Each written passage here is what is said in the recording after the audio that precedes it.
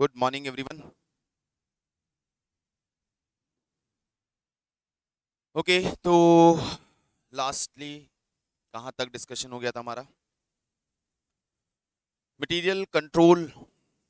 और material control की technique में हमने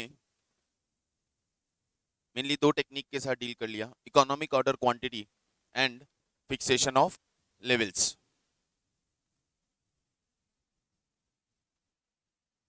before moving forward with the material control techniques, यहाँ हम कुछ और बातें ऐड कर रहे हैं। जहाँ एक इंपॉर्टेंट कॉन्सेप्ट और हमारे पास आता है, वो है प्राइसिंग ऑफ परचेज्ड मटेरियल।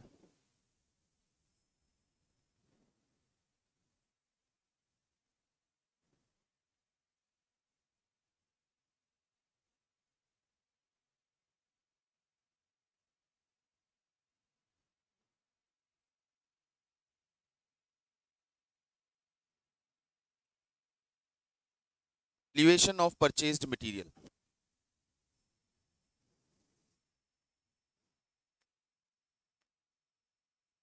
जब मटेरियल परचेज करते हैं तो परचेज मटेरियल को किस कॉस्ट पे हम अपनी बुक्स ऑफ अकाउंट्स में रिकॉर्ड करेंगे,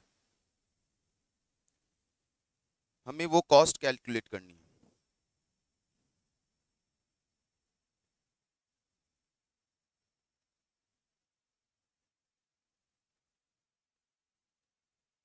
किस कॉस्ट पे हम परचेज मटेरियल को अपनी बुक्स ऑफ अकाउंट्स में रिकॉर्ड करेंगे। मतलब मटेरियल खरीदा तो सिर्फ मटेरियल की कॉस्ट ही नहीं लगती है। इमेजिन करो एक इनवॉइस बन के हमारे पास आ रहा है, और जो इनवॉइस हमारे पास बन के आ रहा है उस इनवॉइस के अंदर invoice price, then trade discount, then freight, taxes.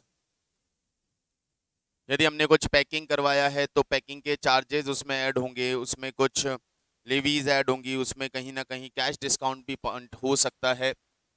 अब उस पूरे इनवॉइस में इन्वॉल्व सारे कंपोनेंट्स में से कौन सा कंपोनेंट कॉस्ट में इंक्लूड किया जाएगा? क्योंकि नॉर्मली हम ये मान के चलते हैं कि मटेरियल सप्लायर से निकल के हमारे गोडाउन तक पहुंचना, या यूं कहें कि उसे यूजेबल कंडीशन में लाने तक जितना भी कॉस्ट इनकर हुआ है, वो कॉस्ट हमारी मटेरियल कॉस्ट के अंदर इंक्लूड रहेगा।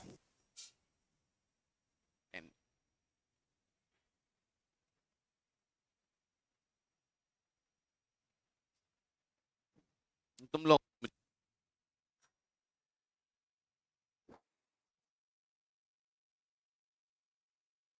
मैं क्या बात कर रही हो?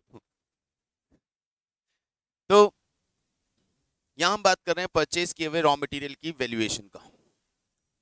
तो सप्लायर के वहां से निकल के इनवॉइस हमारे पास आएगा, और उसके बाद वहां तक जो भी एक्सपेंसेस हमारे स्टोर रूम तक आने में जो खर्चे हुए, उन्हें भी हम यहाँ ऐड करेंगे। लेकिन और भी बहुत सारे कंपोनेंट्स हैं और बहुत सारी पॉइंट हैं जो हमें मटेरियल की परचेज कॉस्ट को कैलकुलेट करने के लिए कंसीडर करने हैं। सिंपली ये नहीं कि इनवॉइस में जो प्राइस आई उसी पे हमने मटेरियल को वैल्यू कर दिया। बहुत सारे पॉइंट्स को हमें यहाँ पे कंसीडर करना रहेगा। फाइनली जो प्राइस कैलकुलेट होके आएगी, वो प्राइस हम स्टोर डिपार्टमेंट को बोलेंगे कि आप रिकॉर्ड करो। तो क्या क्या इंक्लूड किया जाएगा और क्या क्या इंक्लूड नहीं किया जाएगा, और कैसे इंक्लूड किया जाएगा, इन सब पे बात करते हैं। पॉइंट बाय पॉइंट चलते हैं। सबसे पहले आपके मटेरियल कॉस्ट का पहला कंपोनेंट कौन सा होगा? Main purchase price. जिस प्राइस पे हमने मटेरियल परचेज किया, तो परचेज प्राइस को हमें सबसे पहले इंक्लूड करना है। वो तो एक ऐसी चीज होगी, चलो ठीक है, वो तो आना ही आना है। अब अपार्ट फ्रॉम दैट कौन कौन से कंपोनेंट्स हो सकते हैं जिन्हें हमें इंक्लूड या एक्सक्लूड करके चलना है? तो सबसे पहली चीज जो इनवॉइस के अंदर हमारे पास मिलती है, वो होता है ट्रेड डिस्काउंट। बचपन से पढ़ते आ रहे हैं, ट्रेड डिस्काउंट लिस्ट प्राइस और इनवॉइस प्राइस से ही डायरेक्टली माइनस कर दिया जाता है, और उसे हम अपनी अकाउंटिंग का पार्ट नहीं बनाते, नॉट इंक्लूडेड। ट्रेड डिस्काउंट को हम अपनी कॉस्ट ऑफ मटेरियल परचेज में इंक्लूड डेफिनेटली नहीं करेंगे।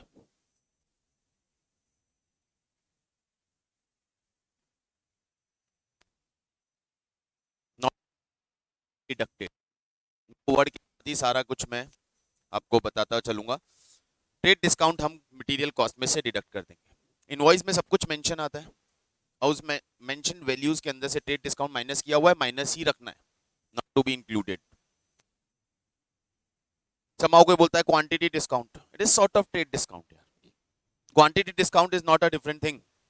जब हमने ट्रेड डिस्काउंट की इनिशियली बात की थी तो हमने उसमें यह भी समझा था कि ट्रेड डिस्काउंट का मतलब, ट्रेड डिस्काउंट मिलता क्यों है, बल्क परचेज के लिए। अब बल्क परचेज के लिए इसका मतलब quantity discount is part of trade discount. तो ट्रेड डिस्काउंट हो या क्वांटिटी डिस्काउंट हो, नॉट टू बी इंक्लूडेड और should be deducted from the cost of material purchase. उसके बाद एक और डिस्काउंट हमें मिलता है,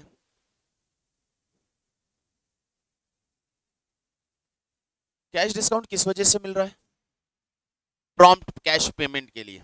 तो ये फाइनेंस डिपार्टमेंट का पार्ट है, ये अकाउंटिंग डिपार्टमेंट का पार्ट है, और अकाउंटिंग या फाइनेंस कॉस्ट किसी भी तरह की होगी जो प्योरली फाइनेंशियल नेचर की होगी, ये डिस्काउंट है, ये फाइनेंशियल मैटर है कि आप पेमेंट कर रहे हो या नहीं कर रहे हो। मटेरियल परचेज से इसका कोई लेना देना नहीं है, तो इसे हम इंक्लूड नहीं करेंगे।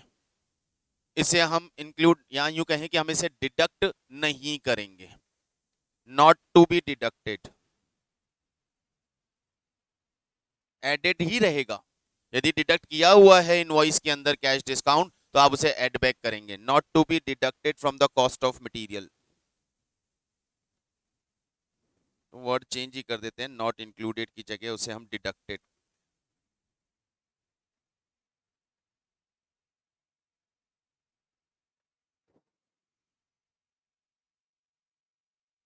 नहीं, इनवॉइस जब बनता है उसमें ट्रेड डिस्काउंट डिडक्ट करने से पहले की वैल्यू आती है और फिर लेस ट्रेड डिस्काउंट।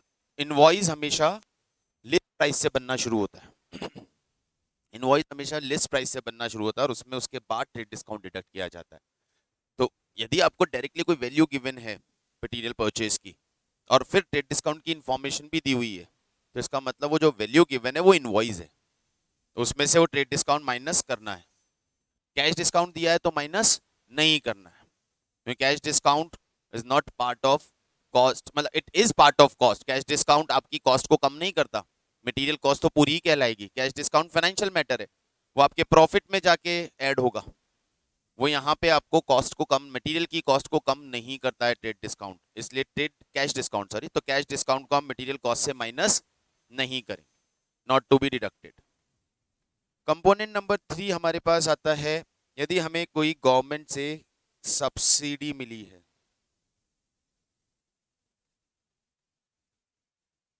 यानी सब्सिडी और गवर्नमेंट ग्रांट, मतलब होता है ना किसी तरह का स्पेसिफिक रॉ मटेरियल हम परचेज करते हैं, या हम किसी रूरल एरिया से या किसी स्पेसिफिक टाइप ऑफ ऑर्गेनाइजेशन से, बिजनेसेस से रॉ मटेरियल खरीदते हैं, तो गवर्नमेंट उन्हें प्रमोट करने के लिए हमें ग्रांट या सब्सिडी देती है। यदि आप इस एरिया या इन बिजनेसेस से या इन यूनिट से रॉ मटेरियल खरीदोगे तो हम आपको बेनिफिट देंगे। ऑब्वियसली हमारी कॉस्ट कम हो गई, तो ये कॉस्ट कम होगी, टू बी डिडक्टेड।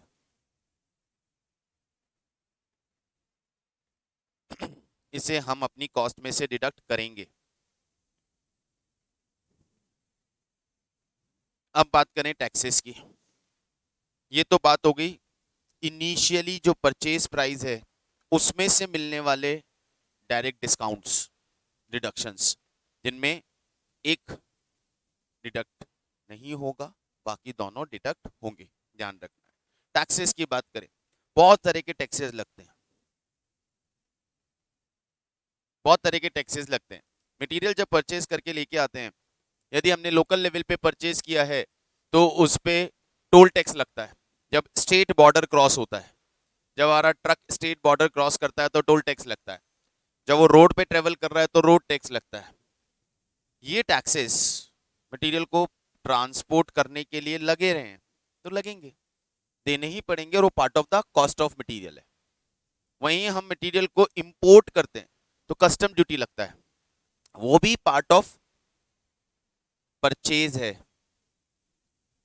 वो भी ऐड होगा। टैक्सेस में मैक्सिमम, यूं कहूं मैं एक सिंपल लाइन में बात करूं, taxes, all taxes should be included.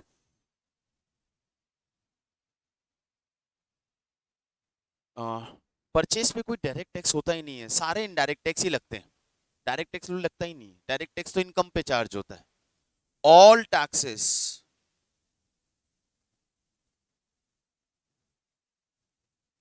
All taxes not to be deducted, या यूं कहें all taxes should be included.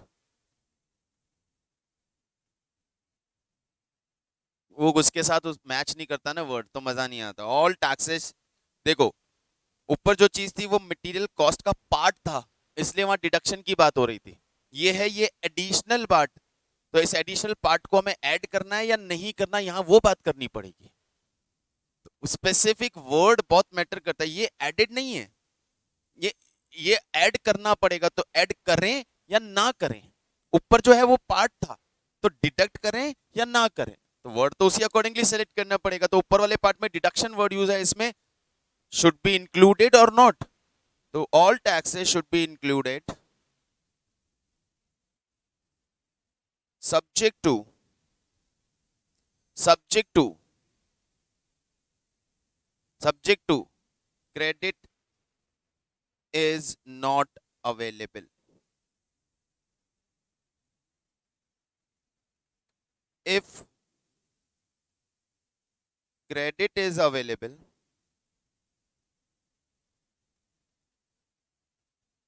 not to be included। तो अलग अलग टैक्सेस अलग अलग नाम से नहीं लिखना चाहता, मैं एक ही बारे में बात कर लेता हूं कि जितने भी टैक्सेस हैं, इधर वो रोड टैक्स हो, या वो टोल टैक्स हो, या वो जीएसटी हो, या वो कस्टम ड्यूटी हो, ऐसा कोई भी टैक्स जो हमने परचेज ऑफ मटेरियल पे किया है, यदि वो टैक्स पे किया है, कॉस्ट का पार्ट है, add in the cost, subject to उनका क्रेडिट अवेलेबल ना हो। यदि उनका क्रेडिट अवेलेबल है तो हम उन्हें इंक्लूड नहीं करेंगे ना। What is the meaning of credit?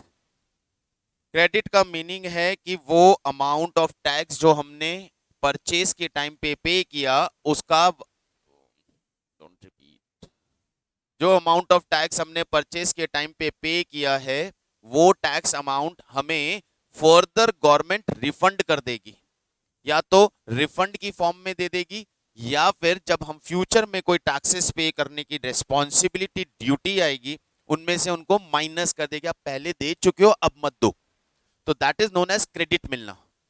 Normally GST की परचेज करते वक्त इनपुट जीएसटी आता है, सेल करते वक्त फिनिश गुड्स को आउटपुट जीएसटी लगता है, इनपुट जीएसटी की आउटपुट जीएसटी में क्रेडिट मिल जाती है।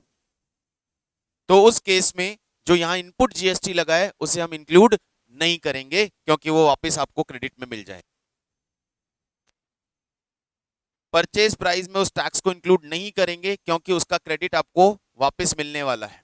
लेकिन रोड टैक्स है, टोल टैक्स है, इसका कोई क्रेडिट तो वहां इंक्लूड होगा। कस्टम ड्यूटी है, अब कस्टम ड्यूटी का भी इनपुट नहीं मिलता वापस, तो वो भी इंक्लूड करेंगे। लेकिन अब उसमें सैंडविच क्रेडिट और मॉडरेट क्रेडिट ऐसे कुछ कॉन्सेप्ट आए थे। Taxation is not my field, so depth में नहीं जाना चाहूंगा। मैं एक लाइन में बात खत्म करना चाहूंगा, ना मैं टैक्सेस को बाइफ्रिकेट कर रहा हूं, ना मैं अलग अलग नाम से कंफ्यूज करना चाह रहा हूं। एक लाइन में इसीलिए लिख दिया, all type of taxes that we paid at the time of purchase of material is the part of the cost subject to credit is not available। यदि आपको बोला जाए कि इसकी क्रेडिट मिलेगी तो मत इंक्लूड करो, बात खत्म हो गई। जब बोलेगा क्रेडिट मिलेगी, फॉर श्योर बताना पड़ेगा क्रेडिट मिलेगी। और सर क्वेश्चन नहीं बोलता है कि क्रेडिट मिलेगी या नहीं मिलेगी, अजम्पशन लेनी पड़ेगी। और ध्यान रखिएगा, road tax, toll tax, custom duty, इनकी किसी की भी क्रेडिट नहीं मिलती, मिलती है तो सिर्फ एक की, जीएसटी। तो वहां अजम्पशन लें तो रियलिस्टिकली ये ले सकते हैं कि GST credit is available, so not included in cost. बिल्कुल बिल्कुल, जहां आपके दिमाग में कोई भी ऐसी चीज आ रही है जिसे आप मान रहे हैं कि ऐसा होता है, आपके मानने से नहीं, सामने वाले को बताने से मार्क्स मिलेगा कि सर हमने माना है कि ऐसा होता है, नोट डालो। हर एक अजम्पशन का मार्क्स है, वो अजम्पशन नहीं वो मार्क्स गए, चाहे वो 1 मार्क हो, हाफ मार्क हो, मार्क्स गए। तो ये हो गए सारे टैक्सेस। सारे टैक्सेस का मतलब मैंने चारों तरह के टैक्स की बात कर ली। अब टैक्स के बाद नेक्स्ट आपके पास आते हैं समहाउ कुछ फ्रेट।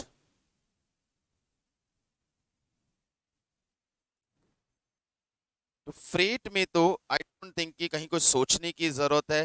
डेफिनेटली यदि सप्लायर ने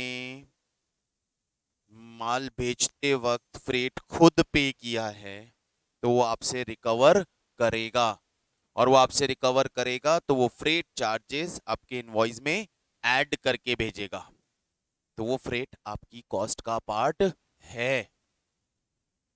अच्छा, मैं ऊपर टैक्सेस में एक चीज और ऐड करना चाहूंगा। वहीं टैक्सेस में ही लिख लें तो ज्यादा बेटर, अलग से उसको एक्सप्लेन नहीं करें। यहाँ एक चीज और कंसीडर करके चलें साथ में, कि मैं एक कंसाइनमेंट परचेज कर रहा हूं and that consignment includes type of raw material. तीन तरह का रॉ मटेरियल मेरे एक ही ट्रक में आ रहा है, तो टैक्सेस तो पूरे ट्रक सारे माल पे लगा, टैक्स लगता है वैल्यू। मुझे इंडिविजुअल रॉ मटेरियल की कॉस्ट निकालनी है, तो मुझे वो टैक्सेस प्रोपोर्शनेटली डिवाइड करना पड़ेगा। तो प्रोपोर्शन कौन सा लोगे? वैल्यू। टैक्स वैल्यू पे लगता है, इसलिए वैल्यू के प्रोपोर्शन में डिवाइड होगा। लिख दीजिएगा यहीं पे। रेट अलग हुई जीएसटी की तो स्पेसिफिक हो गया ना, फिर तो सबका अलग अलग बिल बन के आएगा, सब पे अलग अलग जीएसटी लगा हुआ होगा। यदि एक्यूमुलेटेडली लगा है, इन टोटल लगा है, आपके पास वहीं लिखा हुआ है taxes, road tax this much, toll tax this much, अब किसका है स्पेसिफाइड नहीं है, तो वैल्यू में प्रोपोर्शनेट करेंगे, ध्यान रखना।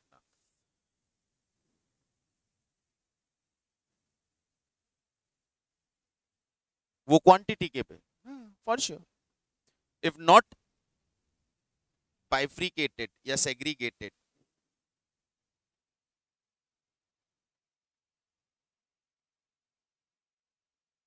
in case of more than one type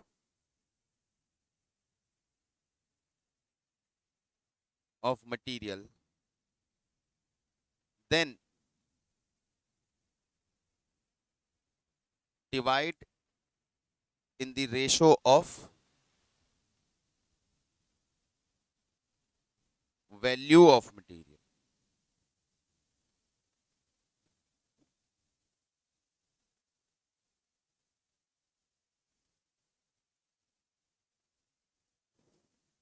तो यदि ये टैक्सेस हमें सेग्रीगेट करके नहीं दिए गए हैं, एक्यूमुलेटेडली चार्ज किए गए हैं, तो वैल्यू ऑफ मटेरियल के प्रपोर्शन में हम इन्हें डिवाइड कर देंगे। Now freight.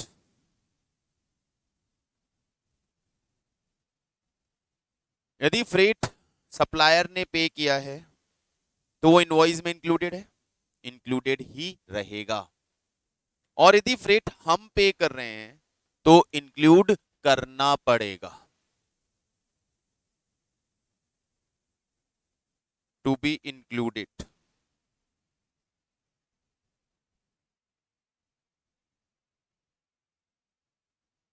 क्योंकि फ्रेट डायरेक्ट एक्सपेंस है मटेरियल की परचेज पे, खरीदा है तो लगेगा ही, and it is our responsibility to pay. दो तरह की चीज होती है, एफओबी एफओआर, फ्री ऑन और board on freight on receipt, free on receipt and free on board. अब एक केस में सप्लायर कहता है हाँ मैं जो आपको मटेरियल की रेट बता रहा हूं वो रेट आपके घर तक पहुंचाने की है, तो उसमें उसने कॉस्ट में फ्रेट इंक्लूड किया हुआ है। दूसरी वो बोलता है मैं जो रेट बता रहा हूं ये मेरे गोडाउन तक की है, आगे का आप देखो। तो फ्रेट दोनों केस में पहले में इंक्लूडेड है, दूसरे में इंक्लूड करना पड़ेगा। और इसमें लिख दीजिएगा divide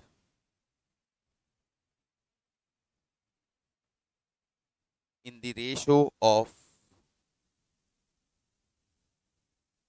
quantity, either quantity or weight as the case may be. Quantity units में भी हो सकती है, वेट में भी हो सकती है, तो वेट वेट के प्रोपोर्शन में बांट देंगे और यूनिट से तो यूनिट के प्रोपोर्शन में, इन शॉर्ट क्वांटिटी के रेशो में फ्रेट को डिवाइड कर देना है, ठीक है। फ्रेट के बाद इंश्योरेंस,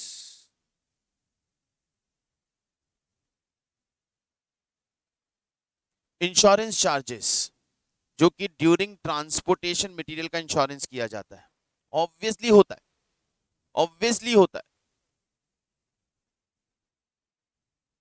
बिना इंश्योरेंस कोई भी गुड सप्लाई नहीं होती, कोई एक्सीडेंट हो गया, डैमेज हो गया तो कौन बेयर करेगा? To be included.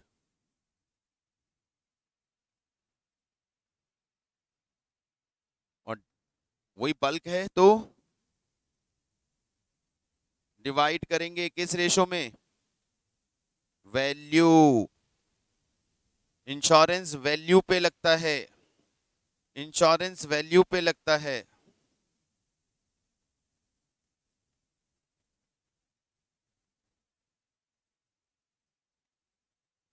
तो वैल्यू के प्रोपोर्शन में डिवाइड होगा।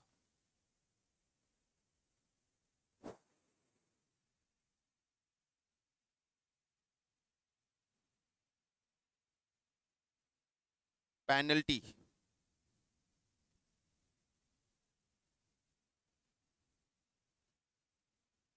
किसी भी तरह की कोई पेनल्टी लग रही है, किसी भी तरह की पेनल्टी, ट्रक आ रहा है ओवरलोडेड है और ट्रैफिक पुलिस ने पकड़ लिया, ओवरलोडेड है और पेनल्टी मार दी 5,000 की, क्या करेंगे?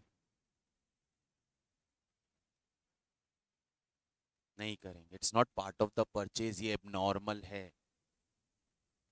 Any penalty not to be included.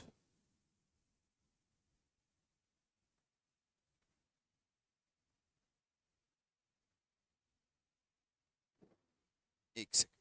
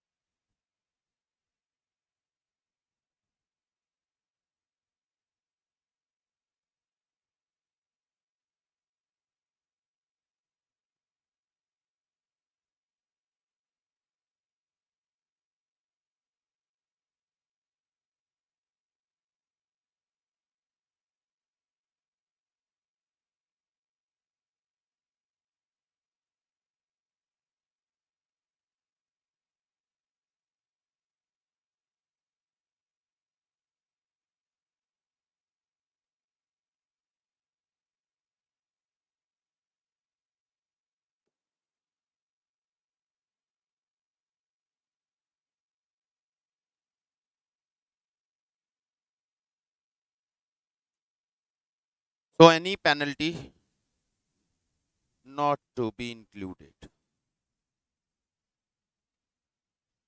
इन्हीं पेनल्टी में पेनल्टी के कुछ अलग फॉर्म्स भी होते हैं, जैसे डिमरेज, डिमरेज चार्जेस, ते क्या है?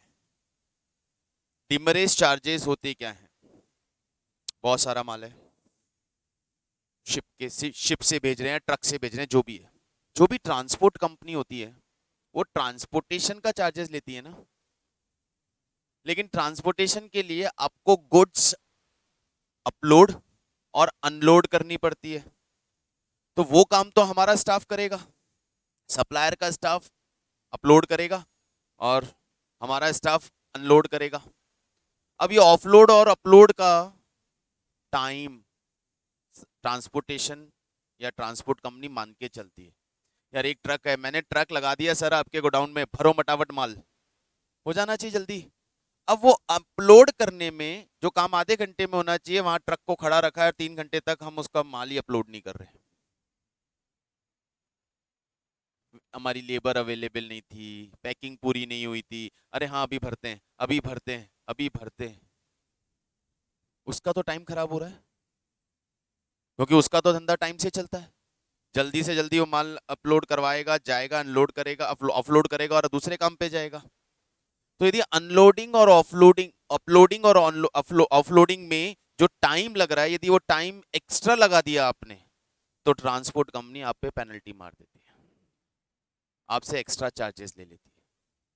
Such extra charges is known as डीमरेज।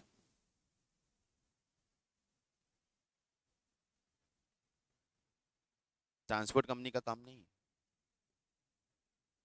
Train से माल भेज रहे हो तो ट्रेन, माल गोदाम वाले आएंगे क्या माल रखने? आपको अंदर पहुंचाना पड़ेगा। वो तो हमारे लग रहे हैं ना, उनके थोड़ी लग रहे हैं। उन्होंने तो बोला मैं ट्रक। आज मैं दूसरी तरह से एग्जांपल लेता हूँ। आप एक टैक्सी कर रहे हो कहीं जाने के लिए, आप टैक्सी वाले को टाइम देते हो, इतनी बजे आ जाना भैया। देखो एक बोलते ही समझ गई। टैक्सी वाले को बोला कितनी बजे जाओगे, बोले सर 5 बजे लगा देना टैक्सी। और वो 5 बजे टैक्सी लगा के बैठा है, आप उसको चार्जेस किस बेसिस पे दे रहे हो? किलोमीटर बेसिस पे। चलेगा तो पैसा मिलेगा ना।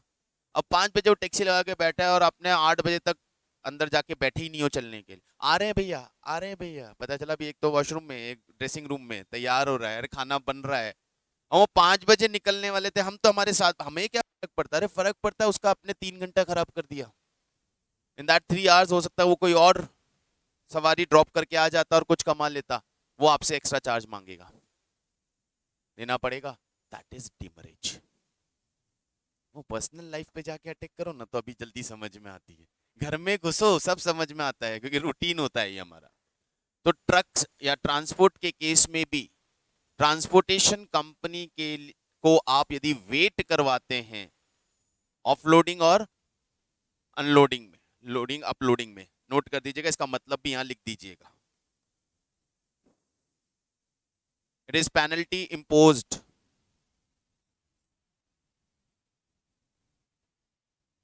Penalty imposed bye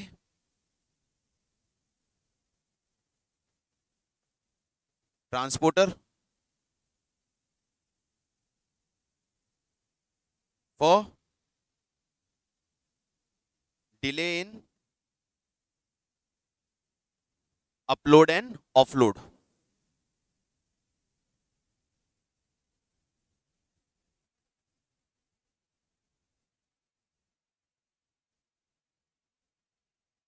not to be included, include नहीं करेंगे sir, it should not be included.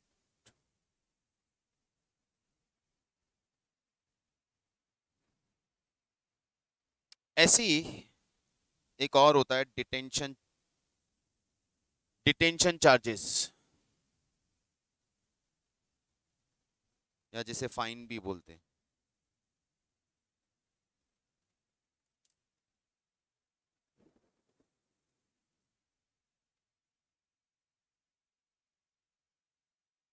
Detention charges या फाइन।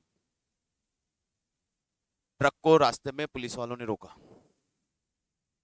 या कोई भी गवर्नमेंट अथॉरिटी ने रोका चेक करने के लिए। चेक करते हुए पाया गया कि उसके पास प्रॉपर इनवॉइस नहीं था। उन्होंने उस ट्रक को साइड में लगवा दिया, डिटेन कर लिया। डिटेन करने का मतलब जब्त कर लेना, फॉर टाइम बिंग। तो टाइम बिंग उन्होंने ट्रक को साइड में लगा दिया, बोले रुक जा भैया पेपर दिखा। बोले यार पेपर तो मंगवाता हूँ। वो पेपर आएंगे जाएंगे, टाइम लगेगा और वो पेनल्टी मारेंगे।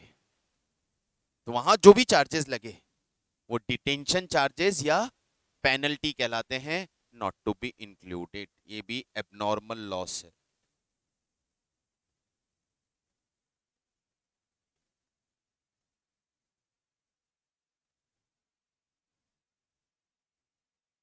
It is abnormal loss not to be included. Part and parcel नहीं है ना, कॉस्ट का पार्ट एंड पार्सल नहीं, कि रेगुलर नहीं होता, ये आपने अपनी गलती की वजह से लगा है। Next important one, cost of special packing.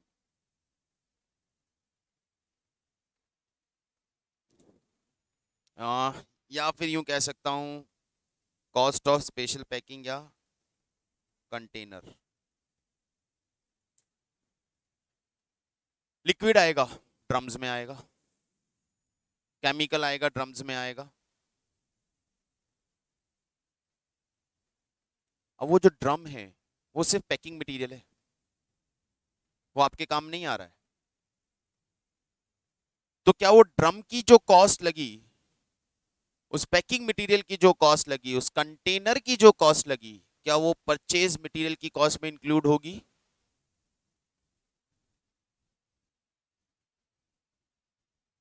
हाँ इंक्लूड होगी, सब्जेक्ट टू रिफंडेबल ना हो।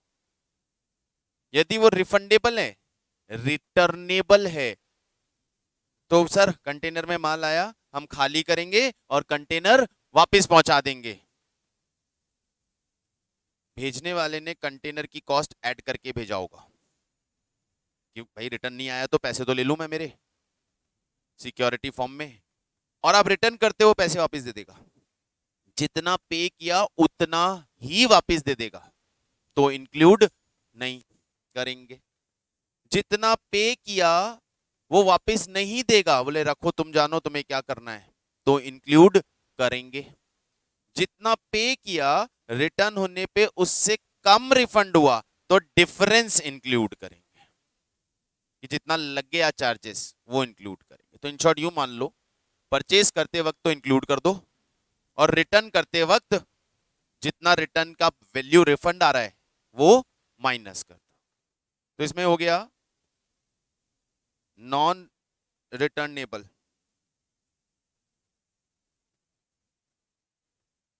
इंक्लूड, रिटर्नेबल,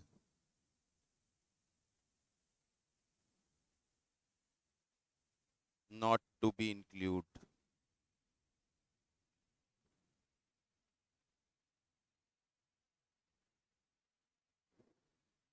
पार्टली रिफंड,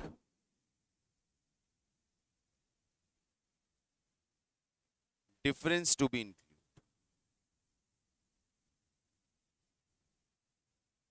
जितना शॉर्ट में लिखेंगे उतना ही ज्यादा याद रहेगा और बहुत प्रिसाइज बनते चलेंगे। तो कंटेनर्स के केस में तीन केस बनते हैं।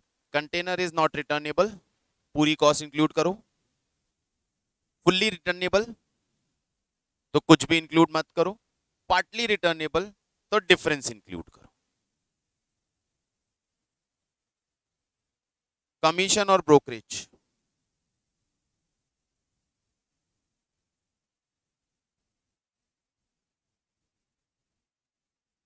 कमीशन और ब्रोकरेज, मटेरियल परचेज करने के लिए हम हो सकता है कोई ब्रोकर यूज कर रहे हो जिनके थ्रू हम मटेरियल परचेज कर, मीडिएटर सॉर्ट ऑफ, तो उनको जो भी चार्जेस हम पे करेंगे टू बी इंक्लूडेड, ऐड करना है, कॉस्ट का पार्ट है, इज टू बी इंक्लूडेड।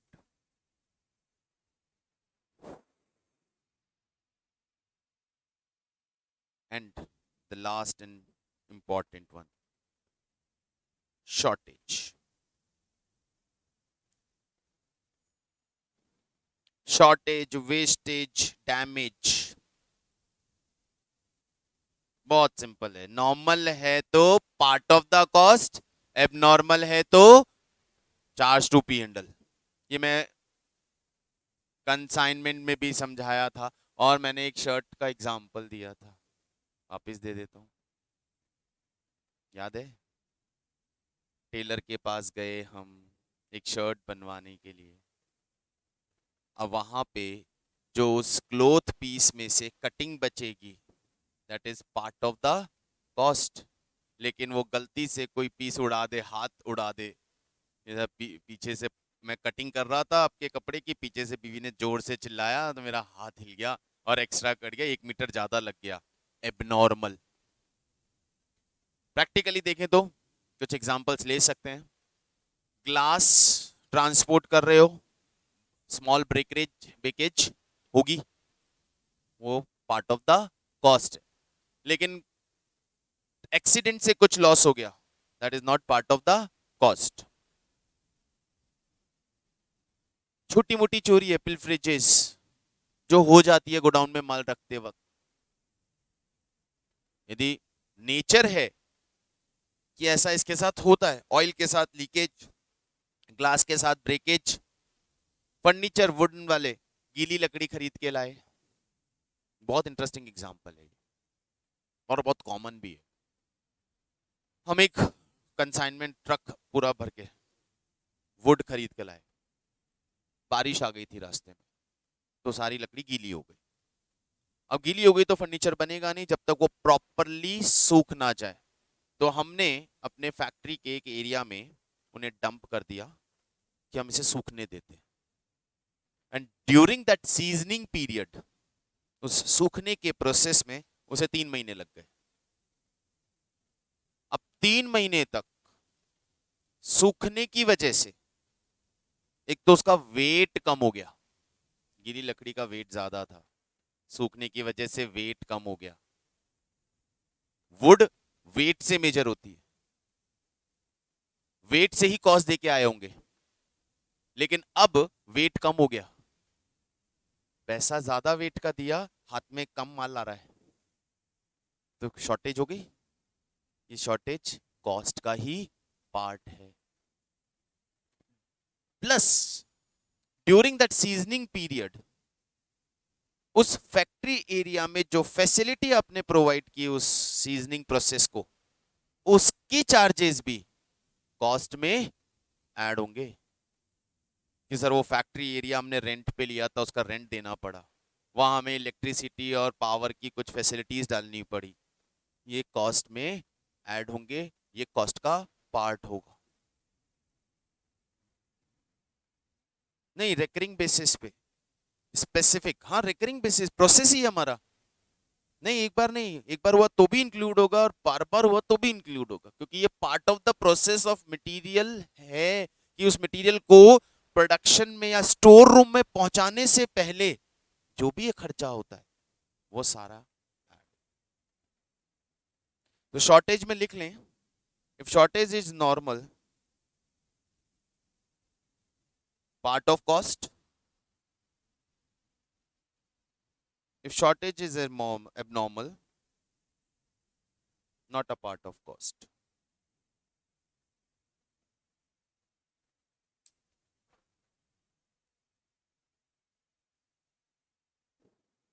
जैसे मटेरियल मिस हैंडलिंग, पिलफ्रिज, पिलफ्रिजेस का मतलब चोरी, बहुत कॉमन होता है ऐसा पिलफ्रिजेस, मैंने प्रैक्टिकली देखा है ये चीज। ट्रक में किसी का माल आ रहा है, ठीक है, और क्या आ रहा है, वो क्लोथ कंपनी है और उनकी शूटिंग शर्टिंग्स आ रही हैं, कार्टन्स के कार्टन्स भरे हुए हैं जिनमें सूट लेंथ्स हैं। हाईवे पे ट्रक रुकते हैं, किसी ढाबे पे ट्रक रुका, वापस चलने लगा, चलता स्पीड कम होती है, पीछे एक बाइक पे 2 लोग आए, पास में आए, एक ट्रक पे जंप किया, रस्सी पकड़ के अंदर घुसा और अंदर से निकाल के एक कार्टन बाहर फेंक दिया रोड पे और वापस कूद गया। ट्रक वाले को पता ही नहीं है क्या हो रहा है, उठाया कार्टन बाइक पे रखे और चले गए, बेच देंगे। आप लोगों के भी कभी घर के वहाँ कॉलोनीज के अंदर ऐसे लोग आते हैं 4-5 सूट लेंथ लेके सस्ते में दे रहे हैं, ओरिजिनल माल है, 5,000 की प्रिंट है, देखो 2,000 में ले लो यार, ले लो, कैसे? तो चोरी कहाँ से हुई? वो कुछ इस तरह से होती है हाईवेज पे। अब ये क्या हुआ, परचेज के टाइम पे लॉस, शॉर्टेज, माल फैक्ट्री में पहुंचा, गोडाउन में पहुंचा तो कम था। अब ये शॉर्टेज क्या है, normal, part of the cost? नहीं, abnormal, it is not part of the cost. ठीक है, तो एबनॉर्मल में आप चाहें तो एग्जांपल लिख सकते हैं, ऊपर तो मैंने आपको बता ही दिया। नॉर्मल में लीकेज, इवोपरेशन, यहां पे आप लिख सकते हैं miss handling, पिलफ्रिजेस,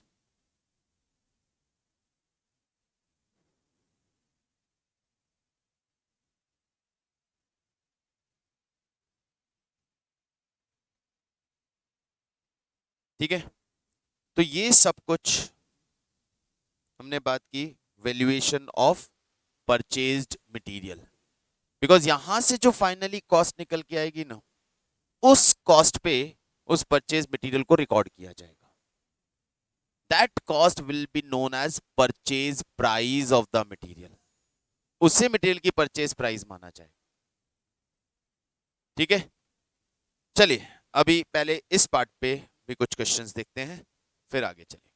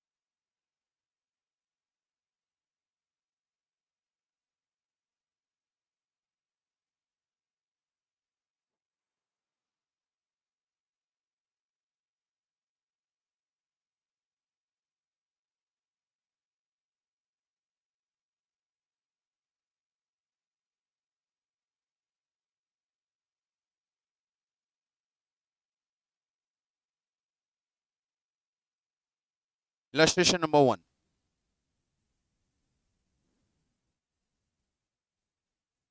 An invoice in respect of a consignment of chemical A and B provides the following information.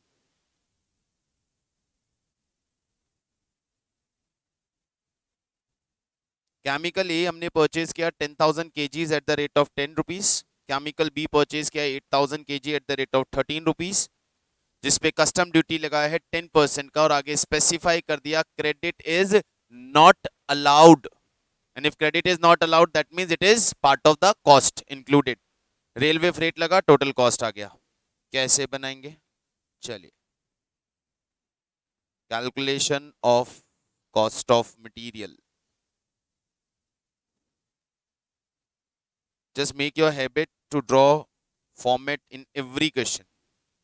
Proper heading, proper presentation के साथ। A and B.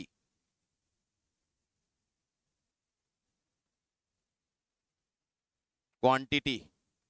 Mention the quantity. It's 10,000 and 8,000.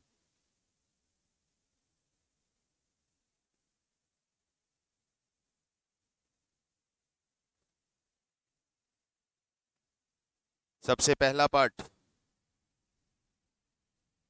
Cost of material, purchase price.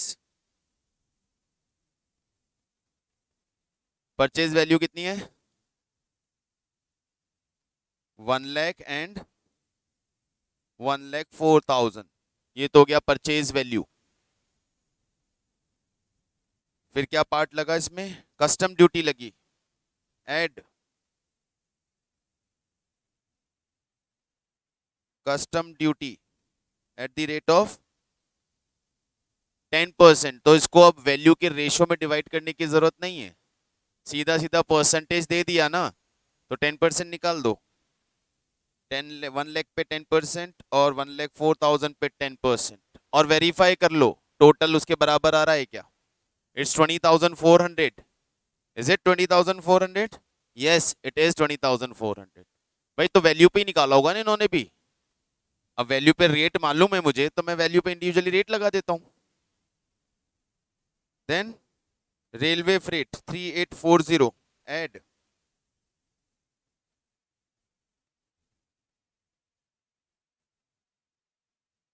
किस proportion में divide होगा? Quantity. तो quantity का ratio है 5:4। Quantity का ratio है 10,000 8,000, 5:4। 5:4 में डिवाइड कर दीजिए इसको।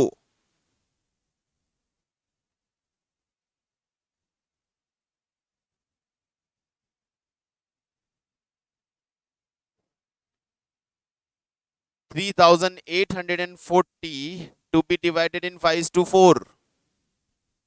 2133 1707. देखो राउंड ऑफ करते वक्त गाइस एक चीज हमेशा ध्यान रखना कि जब किसी को आप डिवाइड करते हो दो पार्ट में, तो डिवाइड करते वक्त राउंड ऑफ कर रहे हो तो भी ध्यान रखना कि टोटल बराबर आनी चाहिए।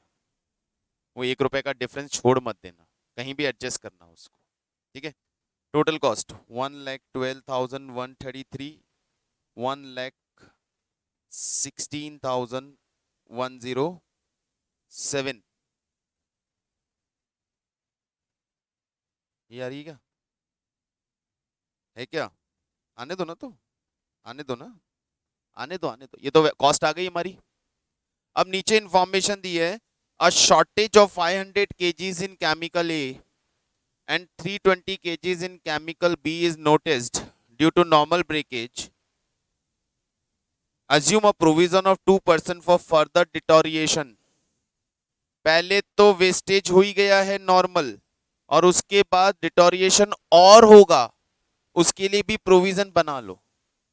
तो फाइनली कॉस्ट तो आपका ये लगा, समझना चीज को, आपका टोटल कॉस्ट तो ये लगा। ये टोटल कॉस्ट लगने से आपके हाथ में, आपके स्टोर रूम में क्वांटिटी कितनी पहुंचेगी? तो हम यहां ले लेते हैं अवेलेबल क्वांटिटी।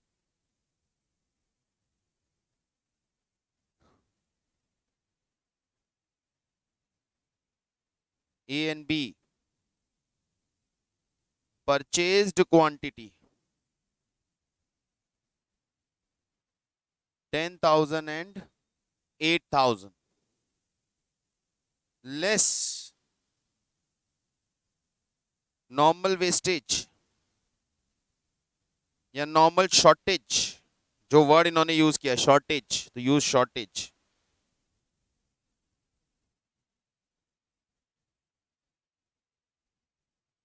$500 and 320, पहले तो ये क्वांटिटी आपके पास पहुंची,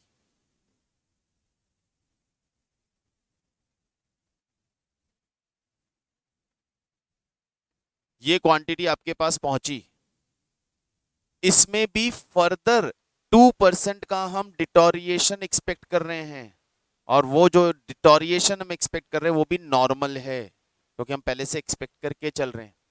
कभी भी नॉर्मल लॉस एक्सपेक्टेड नहीं होता, और पहले से यदि आप कोई लॉस एक्सपेक्ट कर रहे हो उसका मतलब आपको पता है ऐसा तो होगा ही, तो वो नॉर्मल लॉस होगा। Less deterioration at the rate of 2%. 2% of what? 9,500. The remaining quantity that you receive in your storeroom. So 190 and 154 point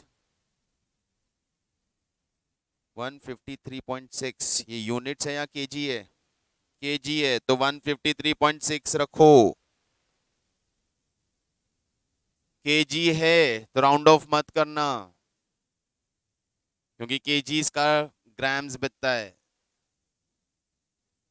तो ये है अवेलेबल क्वांटिटी 9410 9310 7526.4, ये हमारे पास अवेलेबल क्वांटिटी। अब निकालेंगे हम कॉस्ट पर केजी।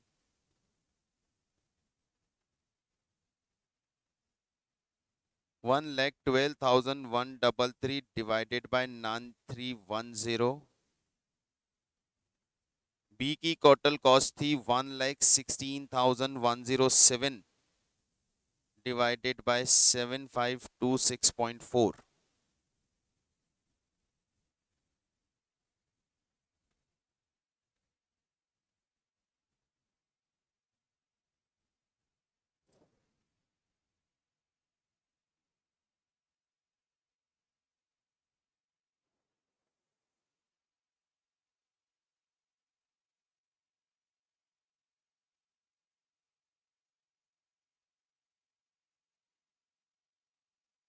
यस, क्या ख्याल है?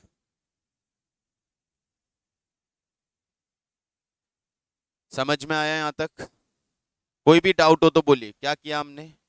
मटेरियल की परचेज प्राइस ली और फिर उसमें हमने फ्रेट और कस्टम ड्यूटी ऐड किया, देन अवेलेबल क्वांटिटी चेक किया आफ्टर डिडक्टिंग नॉर्मल लॉस, क्योंकि normal loss is part of the cost that will inflate the price of the material. ये ध्यान रखना, ये हम बहुत बार पहले भी कंसाइनमेंट के लेवल पे, फाउंडेशन लेवल पे भी इसके बारे में बात करके आए थे कि जब भी नॉर्मल लॉस होता है तो रिमेनिंग क्वांटिटी की प्राइस या कॉस्ट को इन्फ्लेट किया जाता है, और एबनॉर्मल लॉस के केस में उसको कॉस्ट से निकाल के P&L पे चार्ज किया जाता है। नेक्स्ट क्वेश्चन,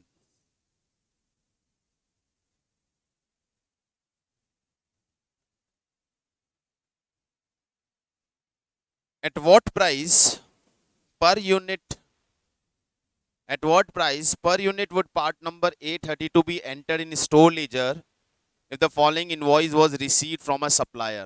स्टोर लेजर में किस वैल्यू पे हम इसे ऐड करेंगे, रिकॉर्ड करेंगे? क्या क्या है? इनवॉइस आया है, देखो 200 यूनिट्स परचेज किए at the rate of 5 rupees, तो परचेज प्राइस हो गई, less 20% discount, obviously it is trade discount, add GST 12%, add packing charges 5 non-returnable boxes, 2% cash discount will be given if 30 days. The point is not relevant.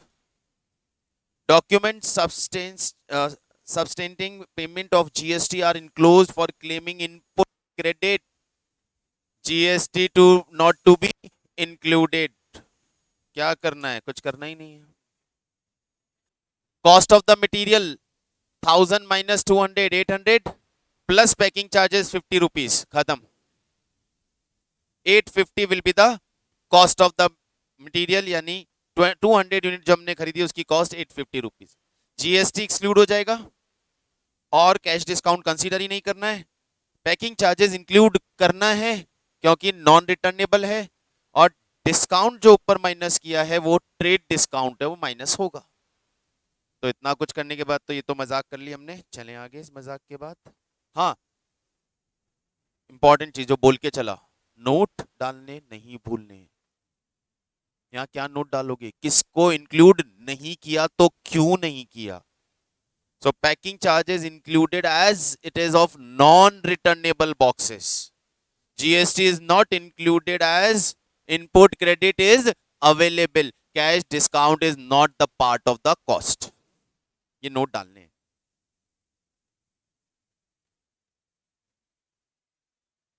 चलिए, यहां तो बात हो गई purchase price की कैलकुलेशन, वैल्यू ऑफ परचेज। वापस आते हैं कंट्रोल प्रोसीजर्स पे। EOQ done, levels of stock done, और साथ में हमने स्टॉक आउट की बात भी की। नाउ मटेरियल पे कंट्रोल करने के लिए जीआईटी का इंट्रोडक्शन मैंने आपको दे दिया, just in time. What is just in time? Purchase of material whenever it is needed. क्या रहेगा प्रोसेस? सर फाइनल प्रोडक्ट की डिमांड आई, ओके, फैक्ट्री ने प्रोडक्शन शुरू किया, फाइन, प्रोडक्शन शुरू करते ही उन्हें रॉ मटेरियल की नीड आई, फैक्ट्री सीधा, प्रोडक्शन डिपार्टमेंट सीधा रॉ मटेरियल परचेज करने के लिए किसको बोलेगा? स्टोर है ही नहीं बेटा अब हमारे पास, वो डायरेक्टली परचेज डिपार्टमेंट को बोलेगा। परचेज डिपार्टमेंट सप्लायर ढूंढेगा, सप्लायर से मटेरियल परचेज होके सीधा फैक्ट्री में पहुंचेगा और काम शुरू। Carrying cost zero, but stock out के चांसेस ज्यादा, that is GIT. Ordering cost भी बढ़ जाएगी क्योंकि हर बार आपको कई बार इमरजेंसी में भी खरीदना पड़ेगा, जल्दी भी खरीदना पड़ेगा। एक और मटेरियल कंट्रोल टेक्निक की आज बात और करेंगे हम,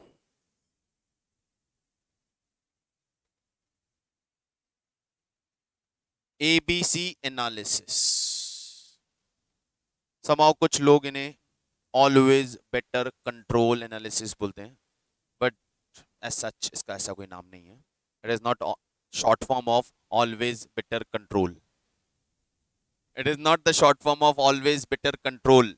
A for always, B for better, C for control. No, it is ABC analysis. एक इंपॉर्टेंट फैक्ट पे एक और चीज पे बात कर रहे हैं. हम अभी तक ये बार बार बात कर रहे हैं, हमें मटेरियल कंट्रोल करना है, हमें मटेरियल की कॉस्ट कंट्रोल करनी है. कैसे? सर, प्रॉपर तरीके से स्टोर करो, प्रॉपरली रिकॉर्ड मेंटेन करो, रेगुलरली उनका फिजिकल वेरिफिकेशन करो. अब फिजिकल वेरिफिकेशन रेगुलरली करने का मतलब क्या हुआ? वहां रोज थोड़ी जाएंगे. तो टाइमली, तो क्या सारे मटेरियल को फिजिकली वेरीफाई करूं मैं? डिपेंड्स.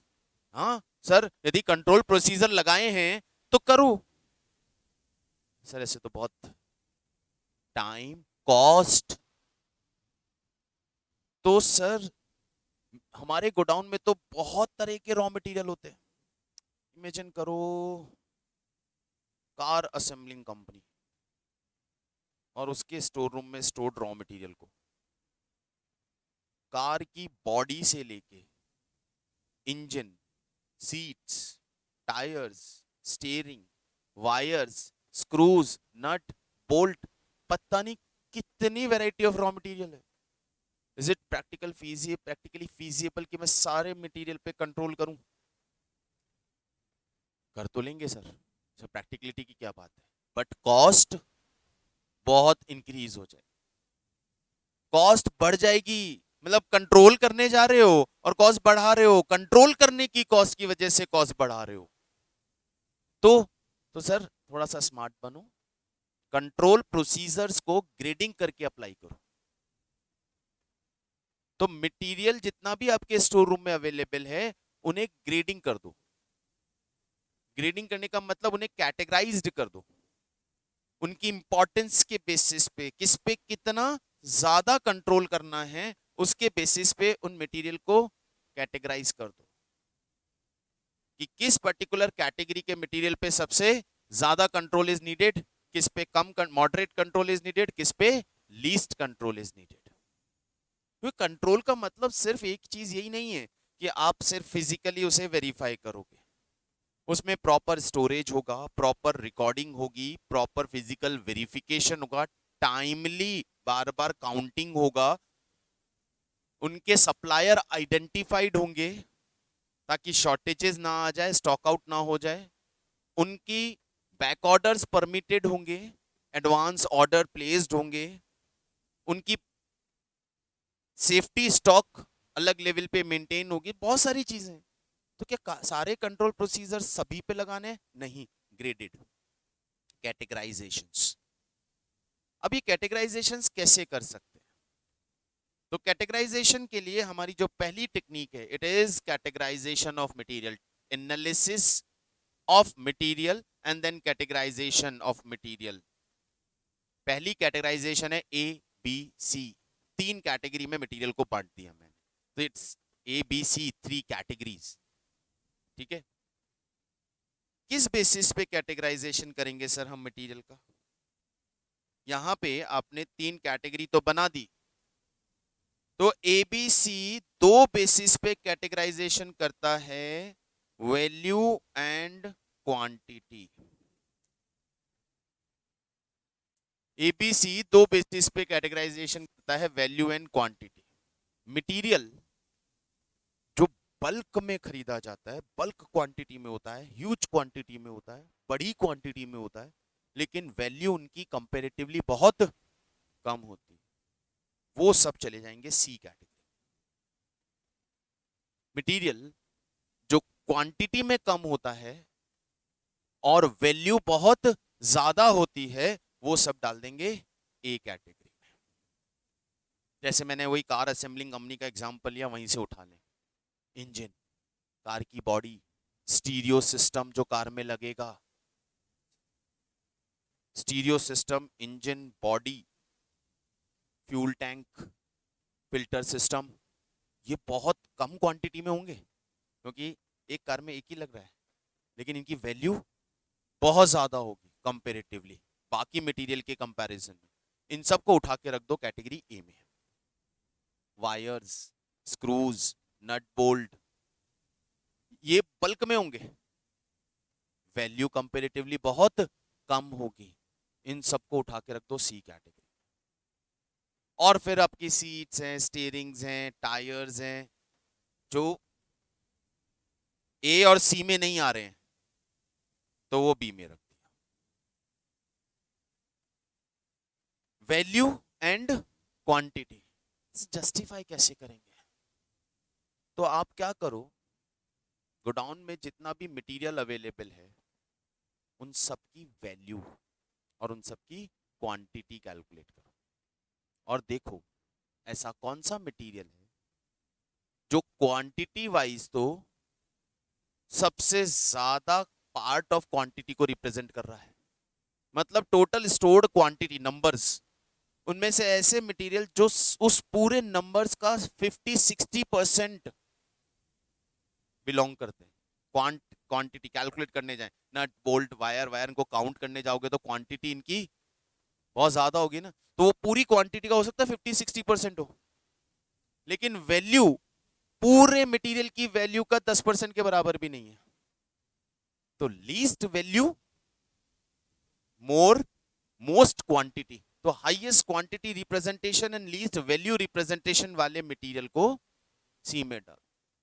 से मैं यूं मान लूं कि यदि मैं वैल्यू और क्वांटिटी के बेसिस पे, ये सिंबॉलिकल वैल्यूज हैं, ये फाइनल नहीं है, वैल्यू का तो वो 10% रिप्रेजेंट कर रहे हो और क्वांटिटी का वो 60% रिप्रेजेंट कर रहे हो, कि टोटल क्वांटिटी स्टोर रूम में 100 यूनिट्स की है तो उसमें से 60 यूनिट तो ये वायर नट बोल्ट यही है। ऑब्वियसली ऐसा ही होगा।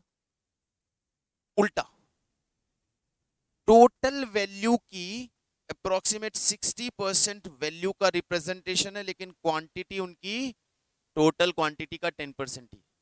अब 100 यूनिट यदि स्टोर रूम में स्टोर है तो उसमें से इंजन और ये सब मिला के 10 ही होंगे,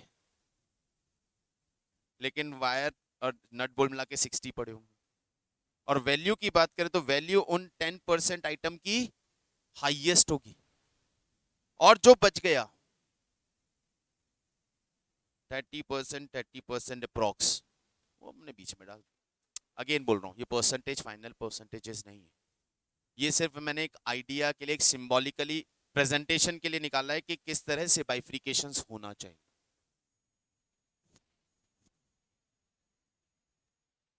हम्म,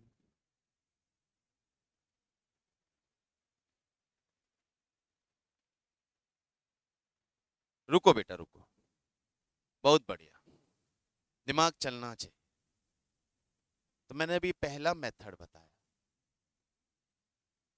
बाइफ्रिकेशंस के लिए, कैटेगराइजेशन के लिए मैंने पहला बेसिस उठाया जो वैल्यू और क्वांटिटी पे फोकस करता है। अभी मैं आपके सवाल से बिल्कुल सहमत, और अच्छी बात है कि दिमाग में ये चीज आ रही है कि सर हर जगह वैल्यू और क्वांटिटी इंपॉर्टेंट नहीं होती, मटेरियल की और भी फीचर्स होते हैं। तो क्या मटेरियल को हमेशा हम वैल्यू और क्वांटिटी पे डिवाइड करेंगे? नहीं, ये तो एबीसी ने बोला है कि मटेरियल को क्वांटिटी और वैल्यू के बेसिस पे डिवाइड करो। तो कोई कुछ और भी बोलता है?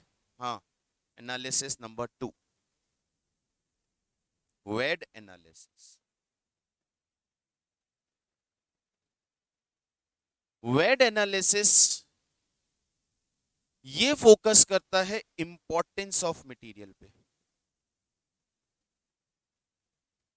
लिखो लिखो, यही लिखना, नोट करते चलना। प्रैक्टिकल क्वेश्चन भी देखेंगे, एबीसी पे देखेंगे, लेकिन अभी इंट्रोडक्शन यूं लेके चल रहे हैं कि कौन कौन से एनालिसिस है। दूसरा है वेड analysis.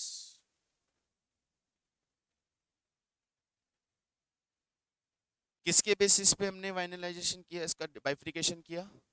Importance of material. Importance, importance में वी, ई, डी, तीन कैटेगरी बनाएंगे। V stand for vital, E is essential, D is desirable. Three type of material, material को थ्री कैटेगरीज में डिवाइड किया, वाइटल, असेंशियल, डिजायरेबल। तरीका ही change हो गया, क्योंकि हर जगह क्वांटिटी और वैल्यू तो मैटर नहीं करती। वाइटल मतलब कंपलसरी, मटेरियल खत्म, प्रोडक्शन बंद, उसके बिना तो काम नहीं होगा। वो कैटेगरी वी में सबसे इंपॉर्टेंट कैटेगरी, हाइयर इंपॉर्टेंस वाली कैटेगरी, जिसपे सबसे ज्यादा कंट्रोल होगा। Proper storage, proper safety stock, bulk quantity, back order, supplier identified, back order permitted, supplier भी ढूंढा हुआ है, उसको बल्क में ऑर्डर भी दिया हुआ है और बोला हुआ है बस फोन करते पहुंचा देना या टाइमली पहुंचाते रहना, क्योंकि ये खत्म तो काम बंद। Essential, required but for short period we can manage with substitute. Important है लेकिन वाइटल जितना नहीं, यदि खत्म हुआ तो हम सब्सटीट्यूट से मैनेज कर सकते हैं। डिजायरेबल, जरूरत रोज नहीं होती, जब जरूरत हो, मतलब ये जरूरत पे डिपेंड करता है, ये वो मटेरियल है, नॉट डेली नीडेड, नेसेसिटी नहीं है, कभी किसी ऑर्डर में काम में आ सकता है, कभी नहीं। तो इसको इसको सर स्टोर ही नहीं करेंगे, जब जरूरत होगी तभी परचेज कर लेंगे, कैरिंग कॉस्ट बचाएंगे, क्योंकि डिजायरेबल। समझ में आया? और अच्छी तरह समझा देता हूं, चलो किचन में। सॉल्ट, गैस, वाइटल, इन दो के बिना खाना नहीं बनेगा। Floor, oil, essential. अभी आटा खत्म हो गया, कोई बात नहीं, आज चावल खा लेंगे, कल ले आना। ऑयल खत्म हो गया, आज घी में खाना बना लेंगे, कल तक ले आना। असेंशियल, नमक खत्म हुआ, भूखे बैठो या खाओ फीका नहीं sir, that is vital. Maggi, cold drink, desirable. Bulk खरीद के नहीं लगे, आज खाने का मन है आज ले आते हैं, आज पीने का मन है आज ले आते हैं, ये नहीं कि बल्क में स्टोर करके रख दें, एक महीने तक शायद हम यूज ही नहीं कर रहे हो, वो डिजायरेबल। तो स्टोरेज उस हिसाब से कि इसीलिए गैस हमेशा एक सिलेंडर एक्स्ट्रा भरा हुआ होता है, क्योंकि खत्म हो गया तो 10 मिनट एक दिन भी सर्वाइवल नहीं है, तो उसका बैक ऑर्डर, खाली होते अरे बुक करवा देना, back order permitted. Proper storage, date डालते हैं किस दिन लगाया, एस्टिमेट करके चलते हैं कब तक चलता है, उससे पहले ही आया है या नहीं आया है, वरना अरेंज करके रखो, 1-2 दिन में जाने वाली है। ये वाइटल, इसको कनेक्ट करो, इस तरह का कंट्रोल चाहिए। असेंशियल, टाइमली खरीदते चलेंगे, अचानक कभी गलती हो गई फिर भी रिक्वायर्ड हो गया तो सब्सटीट्यूट से अभी तो काम चलाओ। और डिजायरेबल कभी भी स्टोर रूम में नहीं होता, जब जरूरत होती है तभी परचेज किया था, कैरिंग कॉस्ट बचाओ, इन्वेस्टमेंट कम रखो, वेस्टेज ऑब्सोलेंस बढ़ जाएगी। क्योंकि कभी गलती से ऐसा खरीद के रख लेते और काम में नहीं आती है, तो फिर 1-2 महीने बाद डब्बों में से निकल के आती है, अरे तो खराब हो गई, तो खरीदी क्यों? डिजायरेबल चीज है तभी खरीदते ना जब जरूरत थी, ऑब्सोलेंस हो जाएगा। Wait clear? अरे वाह। एफएनएस एनालिसिस,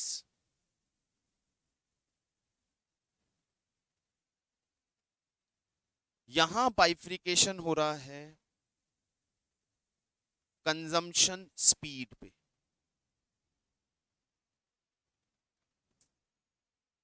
कंजम्पशन स्पीड, कौन सा मटेरियल कितनी जल्दी खत्म होता है, कितना ज्यादा काम में आता है। FNS, fast moving, normal moving, slow moving.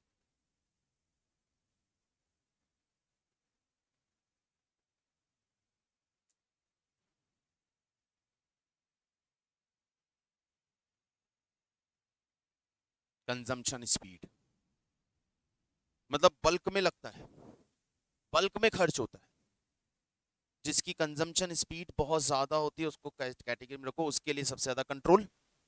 Then normal moving and slow moving. Slow moving material मतलब कभी कभी काम में आता है, कभी कभी काम में आता नहीं, कम काम में आता है, तो कम क्वांटिटी में ही खरीदा जाएगा और लंबा चलेगा। उसके लिए सप्लायर प्लायर पहले आइडेंटिफाई करने का भी जरूरत नहीं रहेगा।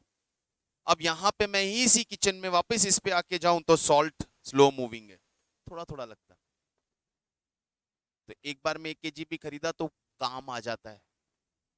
और वहीं फ्लोर की बात करूं तो फास्ट मूविंग, रोज लगता है और क्वांटिटी में लगता है, तो उसके लिए क्वांटिटी खरीद के रखी जाती है।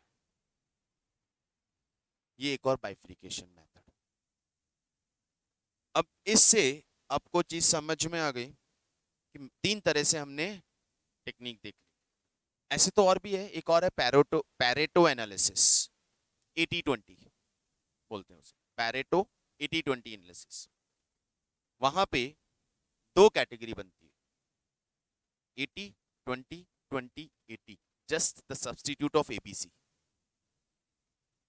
दो ही कैटेगरी, वहां 3 बना रहा है, यहाँ 2 ही, 20% वैल्यू 80% क्वांटिटी, या 80% वैल्यू 20% क्वांटिटी, वो पैरेटो एनालिसिस। वैसे इस एफएनएसडी, एफएनएस के अंदर एफएनएसडी था पहले, वो डी को हमने हटा दिया, डी स्टैंड फॉर डेड, तो वो डी को यहां से हटा दिया।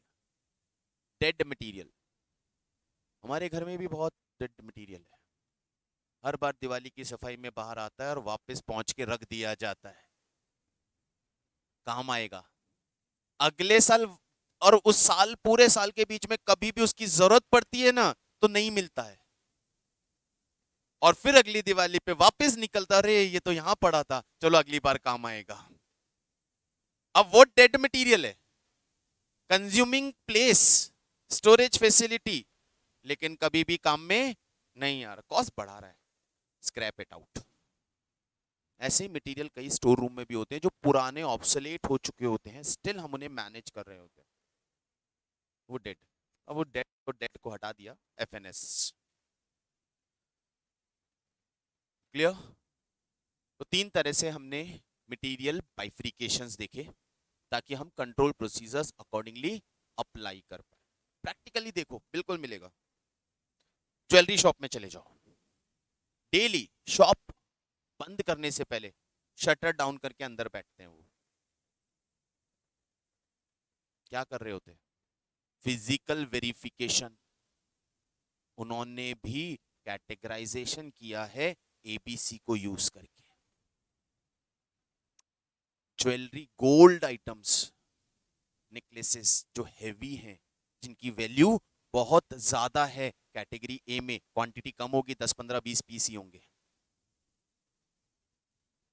सिल्वर रिंग्स बहुत सारी क्वांटिटी में पड़ी होंगी लेकिन वैल्यू कंपैरेटिवली कम होगी।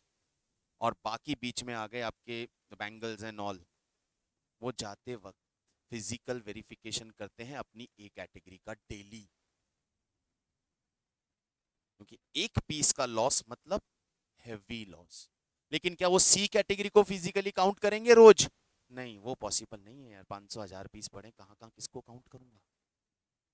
तो ये प्रैक्टिकली इम्प्लीकेबल है। हम यहाँ कोई भी ऐसी चीज नहीं पढ़ रहे हैं जो यहाँ पढ़ के और यहीं छोड़नी है। हम यहाँ हर वो चीज पढ़ रहे हैं जो हमें अपनी रियल लाइफ में, यदि हम उस पर्टिकुलर डिपार्टमेंट में पहुंच गए तो we can apply it, we have to apply it. Done. तो आज का डिस्कशन में हमारे पास रहा valuation of purchase material and technique of bifurcation of material 3, जिसपे नेक्स्ट क्लास में हम इस पे प्रैक्टिकल इंप्लीकेशन देखेंगे, स्पेसिफिकली एबीसी पे। जिसमें एग्जाम में क्वेश्चन भी आया हुआ है। आपको list of material of store room provided होगा, वहां से आपको कैटेगराइजेशन करना होगा। Okay then, hopefully it's okay for today, revise it, continue आप चल ही रहे हो, सब बराबर साथ में चल ही रहे हैं। Done, bye, see you, thank you.